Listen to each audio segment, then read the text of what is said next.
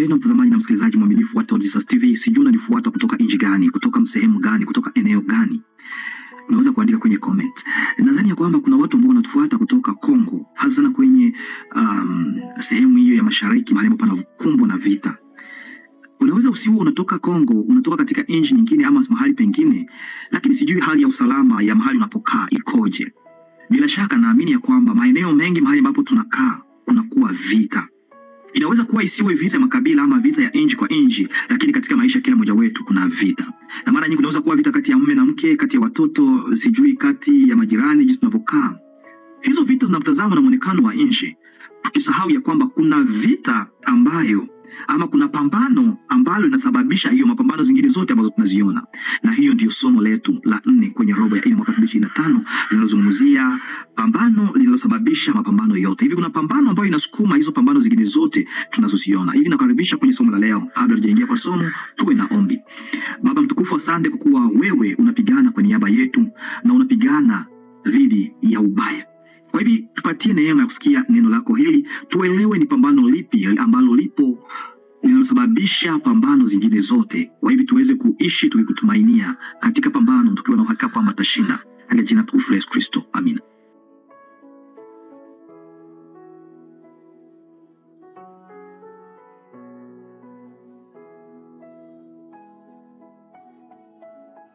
Mpendwa mtazamaji na msikilizaji, endelea kuelewa na kuamini ya kwamba tunaendelea kuzungumzia kitabu cha Yoshua. Okay, mafundisho ya imani kutoka kwenye kitabu cha Yoshua. Hapo juma iliyopita tunaona namna gani wanajiandaa kuvuka Yordani, na wamevuka tayari. Somo hili linazungumzia tayari wamevuka Yordani, wamefika ngambo nyingine ya bahari. Sasa fungu la ukariri ni kwenye Yoshua sura yake ya 10 mstari wa 14. Neno la Mungu linasema, haikuwapo siku nyingine mfano wa siku hiyo katika siku zilizotangulia mbele yake, wala katika hizo zilizoandama baada yake, hata ikawa yeye Bwana kuisikia sauti ya binadamu, kwa kuwa Bwana alipiga vita kwa ajili ya Israeli. Hili ndilo neno la Mungu. Rafiki mpendwa, nitakusihi kusoma kwenye Yoshua 5:13 hadi 15. Ni hapo ndipo kuna somo la juma hii, na kwenye Isaya 37:16, Ufunuo 12:7-9, Kumbukumbu la Torati 32:17, Kumbukumbu la Torati 14:13, hata ukiendelea kwenye Yoshua 6:15 mpaka 2. Kinachoshangaza hapa mpendwa mtazamaji ni kwamba tunaposoma kwa makini hiki kitabu cha Yoshua, tunakutana na mapambano makali kabisa ya kijeshi yaliyofanywa kutokana na agizo la Mungu. Na huku tunaendelea kujiuliza, hizi pambano zimefanyika kwa jina la Mungu na kwa msaada wa Mungu. Tutawezaje kuelewa Mungu ambaye ni wa upendo, lakini pia ambaye ni mpiganaji? Kwa sababu unaposoma pamoja nami kwenye Yoshua sura yake ni ya 10:11, tunaona Mungu kwa maneno yake mwenyewe akionyesha kwamba hili linapambana kwa niaba ya wana wa Mungu wa Israeli.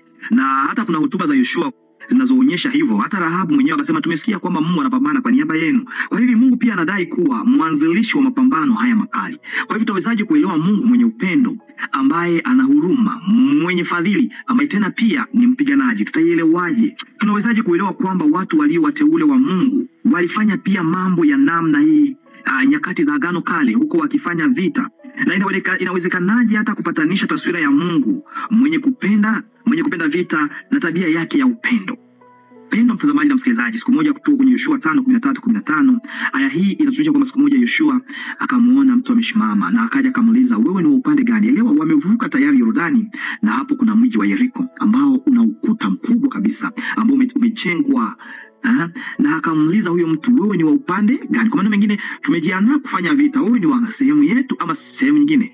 Huyo mtu akasema, hapana, mimi ni kamanda wa jeshi la mbinguni. Kwa hivyo Yoshua akamwabudu. Huyu mtu hakuwa mwingine, ilikuwa ni Yesu Kristo. Kwa hivyo Yoshua akaelewa ya kwamba vita tunayopigana sio tu ya kimwili, vita yetu ni ya kiroho. Tunapambana na nguvu za giza, tunapambana na shetani. Kwa hivi Yesu alikuwa amekuja kwa ajili ya kusaidia taifa la Israeli ili wahakikishe ya kwamba wameshinda hilo vita. Mpendwa mtazamaji na msikilizaji mwaminifu, unaposoma masomo haya unaona namna ya kwamba Kristo aliyekuwa hajauvaa binadamu alimtokea Yoshua si kama mshirika tu, wala kama kamanda halisi wa jeshi la Israeli, bali kama kamanda wa jeshi la malaika lisiloonekana, ambalo pia ni halisi, linalohusika kwenye pambano kubwa zaidi kuliko lile la Yoshua na la wa Kanani. Mpendwa mtazamaji na msikilizaji, tuelewe ya kwamba tunapokabiliana na changamoto na vita katika dunia hii, kuna vita linalosababisha hizo vita zote. Hamuelewani na mke nyumbani, hamuelewani na jirani, simchukie huyo mtu ambaye huelewani na yeye. Hivi kuna shetani ambaye yuko ndani, nikisema ambaye yuko nyuma anayesababisha hiyo mtu akumchukia, si yule jirani, si mke, si mume. Yule mtu akumchukia ni shetani, kwa sababu anafanya juu chini ili kwamba mpate kuvurugana, muendelee kuwa katika mapambano ya siku baada ya siku. Lakini habari njema ni kwamba kila mara tunapopambana, ikiwa tunamtumainia Yesu kwa Bwana mkombozi maisha yetu, anatupea malaika, naye mwenyewe Yesu anapambana kwa niaba yetu. Hii ni habari njema kabisa. Hakuna vita au yoyote ambayo Yesu amepigana na hatimaye ashindwe. Kila vita kadri alivyokuwa akipigana, alikuwa anashinda. Nafurahia ya kwamba Yoshua aulize huo ni wa sehemu gani. Kwa hivi ni jambo la muhimu kwanza, kabla ya kufanya jambo lolote, kabla ya kukamata maamuzi yoyote, kuelewa mapenzi ya Mungu ni nini katika lile jambo. Kabla ya kuhakikisha kwamba wameteka Yeriko, ilibidi ajue Mungu anahitaji nini, amewaelekeza kufanya nini. Jambo lingine ambalo ni somo ambalo nalifurahia kwenye somo hili ya Jumapili, ambapo kunakuwa amiri wa jeshi la Bwana ama le chef de l'armée de l'Éternel, ni kwamba ni lazima tumjue vizuri yule adui wetu. Mara nyingi watu wanashindwa vita kwa sababu badala ya kupambana na shetani wanapoteza sible, okay? Anamkasirikia yule jirani yake, anamkasirikia sijui mema mke na mtoto wake, huku akisahau ya kwamba shetani ndiye yuko nyuma ya hizo pambano zote. Kwa maneno mengine, ni shetani ndiye tungalipambana na yeye, sio tu yule ambaye ni jirani. Shetani ndiye anasababisha yale yote. Kwa hivi mara tutakapojua adui wetu wa kweli, itatufanya tuwe na moyo mzuri kabisa wa kutowachukia watu wengine, lakini huko tukimchukia shetani peke yake. Ni lazima pia tumjue yule tunayemtumikia ni Mungu. Nafurahia ya kwamba Yesu anapoingilia kati vita hii ni kuonyesha kwamba vita ni kali. Kwa hivi hatutakiwi kulala hata usingizi, kwa sababu huyo shetani ambaye ni adui yetu, yeye hajalala hata siku moja. Siku zote pamoja na malaika zake wanafanya juu chini watuangushe katika mitego yake. Ndio maana hiyo vita ilianza huko mbinguni. Shetani akaweza kuwadanganya theluthi moja ama etieri ya malaika, na wakapambana pamoja na Mungu. Unaposoma kwenye Ufunuo 12:7 hadi 9. Lakini ninachokifurahia ni kwamba shetani hakuwa mshindi kwa hiyo vita. Bwana Yesu asifiwe. Kila mara tunapopambana katika vita hii, kwa tutamtumainia Yesu, hakika tutaibuka kuwa washindi. Shetani hajawahi kushinda hata vita moja ikiwa tutamtumainia Mungu. Biblia inasema kwamba kulikuwepo vita huko mbinguni, Mikaeli akashinda huyo joka. Joka alikuwa pamoja na malaika zake. Haikuwa vita ya ngumi kwa ngumi, ilikuwa ya maneno. Kwa hivi ilikuwa ya maneno, ya argument. Niseme hivyo, Mungu akaibuka mshindi kwa sababu yeye tu ndiye anaendelea kuibuka mshindi. Mwandishi anasema inatupasa tuzitambue kama udhihirisho wa kidunia wa pambano kuu kati ya Mungu na shetani, na kati ya wema na uovu, zote hatimaye zikiwa na kusudio la kurejesha haki na upendo wa Mungu kwenye dunia iliyoanguka dhambini. Hii ambayo tunaita pambano linalosababisha pambano zingine zote, si pambano nyingine isipokuwa tu ni pambano dhidi ya ubaya, ya wema na ubaya, dhidi ya Yesu na shetani. Okay, ni pambano moja ambalo linaweza kamata maua tofauti, okay? Huko kukiwa na vurugu kati ya mume na mke, kati ya watoto na jirani, sijui mahali gani, hiyo yote inaweza kuwa ni matawi, lakini ambayo vita halisi tu ni kati ya uzuri na ubaya, kati ya Yesu na shetani. Na hapo hakuna mtu ambaye anakuwa in the middle, ambaye yuko katikati. Aidha unakuwa kwenye kambi ya Yesu Kristo ama unakuwa kwenye kambi ya shetani. Na kualika ndio kwa moyo wa huruma na unyenyekevu wote kuwa katika kambi ya Yesu Kristo, kwa sababu Bwana ndiye mpiganaji mkuu. Ukisoma kwenye Kutoka sura ya 2:13 hadi 15, hata Kutoka 12:13, Kutoka 15:3-11, hapo tunaona kwamba Mungu ni mpiganaji mkubwa. Na hapo kwa wazaliwa wa kwanza huko Misri, Mungu alipambana kwa niaba ya wanawake. Okay? Wakati wazaliwa wa kwanza huko Misri walifariki, Mungu alipambana kwa niaba ya wanawake. Kwa hivi hatimaye Mungu yupo vitani dhidi ya dhambi, naye hatavumilia ugomvi huo milele. Unaposoma kwenye Zaburi 14:8, tunaweza kuelewa ya kwamba Yesu Kristo ni mpiganaji mkubwa, na sio kwamba anapigana na watu, anapigana na dhambi ili kwamba arejeshe haki na upendo na usalama. Kwa sababu dhambi imeingia katika kuwepo kwa mwanadamu, hakuna awezaye sasa kusimama katika eneo lisilo la upande wowote. Lazima mtu awe ama upande wa Mungu au upande wa uovu. Kwa hiyo kwa kuzingatia mazingira haya, kufutiliwa mbali kwa Wakanani yapasa kutazamwe kama onesho la awali la hukumu ya mwisho. Vita tunazoziona ni zile ambazo tunaweza kuziita zinatanguliza hiyo vita kuu ambayo ipo, ambayo hatima yake ni kumfieka shetani huku akichomwa wakati Yesu anakuja kwa ajili ya kutuchukua. Uhalisia wa pambano kuu ni lazima uturuhusu na unaniruhusu mimi pia kuwa kwa upande mmoja tu kati ya hizo pande mbili, kati ya uzuri na ubaya. Ni mimi kuchagua nitakuwa kwa upande wa uzuri ama ubaya, upande wa Yesu ama wa shetani. Na kwako pia ni kuchagua. Sasa swali ni kwamba nitajuaje ya kwamba leo nipo katika kambi ya Yesu Kristo ya uzuri, ama nitajuaje kwamba niko kwenye kambi mbaya ya uovu ambayo ni ya shetani? Wewe pia unaweza kuweka jibu kwenye comment. Nadhani kwamba utajuaje? Nadhani ya kwamba ni jambo la busara kumtegemea Mungu katika pambano hili ambalo unaweza kamata njia tofauti, mfano tofauti, lakini ni pambano moja ambalo linasababisha pambano zote. Tumtumainie Mungu kwa sababu Bwana ameahidi kwamba atatupigania sisi katika mapenzi ya Mungu, ama katika lengo la Mungu, kusudio lake. Mungu hataki tu watu wa kufanya vita, wa kupigana. Mungu anapenda au wa kupigana kwa niaba yetu. Unaposoma kwenye Kutoka 14, 13, 14 na 15, tunakumbuka kabla wavuke akawaambia mimi nitapambana kwa niaba yenu. Kwa hivi Musa akawaambia ninyi msifioga, msiogope. Mungu atapigana kwa niaba yenu, ninyi mtazame tu atakachokifanya Mungu. Kwa hivi tunaweza kuelewa ya kwamba Kutoka hiyo ambayo tumesema, Kutoka inawasilisha mfano kielezo cha uingiliaji wa Mungu kwa niaba ya Israeli. Hapa si kwamba tu vita inapiganwa na Yehova, bali pia Israeli wanatakiwa wasipigane. Mimi na wewe hatutakiwi kupigana. Sio tu Mungu anatuambia tukae kimya atapigana kwa niaba yetu, lakini pia anatulisha kwamba hatutakiwi kupigana. Mungu ndiye mpiganaji na uwezo wa kuanzisha upo kwake.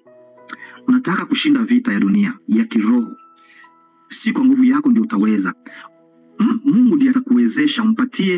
Umtumainie. Anataka tu unyenyekevu, umtumainie akuelekeze mahali gani pa kupita. Kwa hivi na itakuwa ni kitu kizuri. Ellen G. White alisema, akifafanua hili kwa udhirisho la kweli, nasema hakukusudia kwamba waitwe nchi ya ahadi. Anasema hakukusudia kwamba waitwae nchi ya ahadi kivita, bali kwa njia ya kujisalimisha na utii usio na masharti kwa maagizo yake. Bwana Yesu asifiwe. Lengo la Mungu kuwa hakutaka wafike huko wanapopambana wakamate mji wa ahadi kwa vita. Alitaka waikamate kwa utii wao kwa Mungu. Kwa hivi kushinda kwetu sio kutokana na nguvu ama na vita tunazozifanya, kunatokana na utiifu wangu ama wako kwa Mungu. Hizi vita katika dunia za maisha yako ambazo unapambana nazo zinazosababishwa na hiyo vita, hiyo pambano ambayo inasababisha pambano zote. Hivi kuishinda hakutokana na nguvu yako ya kupambana, ya kutukana, sijui ya kuwapangia vingine njia mbaya, kuharibia kazi. Utashinda ikiwa hakika utamtumainia Mungu. Hapo kuna uchaguzi bora katika somo la Alhamis. Unaposoma kwenye Kutoka 17:7 hadi 13 na Yoshua 6:15 hadi 12, hapo kuna vita viwili ambavyo vinazungumziwa hapa. Mara ya kwanza ambapo Israeli ilipigana baada ya kutoka, imerekodiwa kwenye Kutoka hiyo ambayo ni ya 17, ambapo Israeli walijitetea dhidi ya Wameleki. Huko mwanzoni ilikuwa hawatakiwi kupigana. Ilibidi miaka 40 baadaye ndipo sasa Mungu akatoa utaratibu dhidi ya vita. Na alitoa kwa sababu tena ya ukaidi ya mioyo ya wale watu wa Israeli. Hawakutakiwa kupigana, lakini kwa sababu ya ukaidi wao na Mungu akaruhusu Wamaleki wakaja. Mnaelewa kwamba walipopambana, Musa alipokuwa akiweka mikono juu ndipo wakashinda. Kwa hivi hata hapa kwenye kitabu cha Yoshua 6:15-12 inasemeka kwamba hawatapigana kwa vita. Wako karibu na Yeriko. Yeriko ni jengo kubwa, nikisema ni kitu ambacho kinatisha, na hiyo Yeriko, hiyo ukuta wa Yeriko inaweza kulinganishwa na vitu vyote ambavyo vinatutisha kabisa katika dunia. Sijui ni nini katika maisha, kila mtu anajua kinachomtisha kinaweza kulinganishwa na ukuta wa Yeriko. Lakini Mungu anachokisema ni nini kupitia Yoshua? Anasema no, ninyi mtazunguka tu mji. Kuzunguka, tunasema kuzunguka, sio kwamba watapambana kwa mikuki, wazunguke tu ukuta. Na kitu kimenibariki kwamba ilibidi wazunguke. Huko wanapozunguka waone kwamba hakika hatuna nguvu ya kuweza kuingia hapa. Hatuna nguvu kabisa. Ilibidi wazunguke siku 7 mara 7 kwa hivyo. Walipokuwa kizunguka unaona hatuna uwezo. Je, kweli hili jengo litaanguka kweli? Lakini imani, na utii wao kwa maagizo ya Mungu ikafanya ukuta ukaanguka. Mpendwa mtazamaji na msikilizaji, ukuta katika maisha yako, hiyo vita unayopambana nayo ya kiroho, haijalishi iwe kubwa kiasi gani, nguvu liko katika utii kwa Mungu. Huko unapomtii Mungu unaweza kuibuka kuwa mshindi. Mungu akubariki mpendwa mtazamaji na msikilizaji, unapojua kwamba hatutakiwi kupigana na wengine, tunayetakiwa kupigana na yeye ni shetani, na utamshinda ikiwa utampokea Yesu Kristo kuwa Bwana na mkombozi wa maisha yetu. Hapo unapoenda kumaliza kwa maswali ya kujadili kwenye Ijumaa, kwenye kujifunza zaidi, tunasema mazingira ya pambano kuu la ulimwengu yanakusaidiaje kuelewa kwa ubora zaidi pale Bwana anapoamuru Israeli kuenda vitani? La pili, kwenye kikosi, jadili jibu lako la swali la Jumatatu kuhusu uhalisia wa pambano kuu na jinsi linavyochukua nafasi kwenye ulimwengu unaotuzunguka. Tuna jukumu gani katika pambano hili na tunajitahidi kwa namna gani kulikamilisha? Tunaweza kuitumiaje kanuni ya kunyamaza kimya na kumsubiri Bwana kutupigania kwenye maisha yetu ya kiroho? Swali la mwisho, mara nyingi kwenye mijadala yetu na namna zetu za kutuelewana, mara chache kanisani huwa tunataka kuona ni nani aliye upande wetu. Tubadilishije mtazamo wetu ukizingatia Yoshua 5:13-15? Hapo mimi nijibie kwa la mwisho kwa upande wangu tu. Wewe unapofikiria kwa maswali mengine hapo ambazo nimejiuliza, na unaweka kwenye comment, na ikiona swali unaweza kuliweka hapo.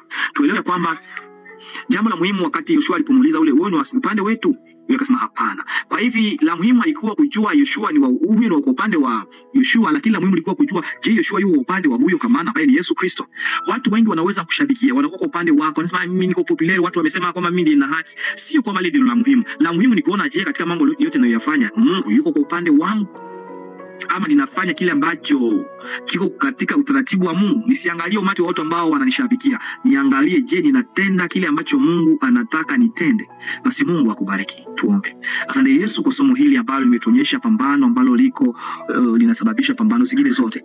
Tufunze kuelewa ya kwamba vita yetu ni juu ya nguvu za giza, si vita la kimwili. Tupatie neema ya kuvaa silaha za kiroho ili kwamba tupambane na mwovu shetani, huko tukikutumainia na kujiandaa kwa ujio wako mara ya pili, katika jina la Yesu. Amina. Mungu akubariki. Usikose kusubscribe, like na kushare.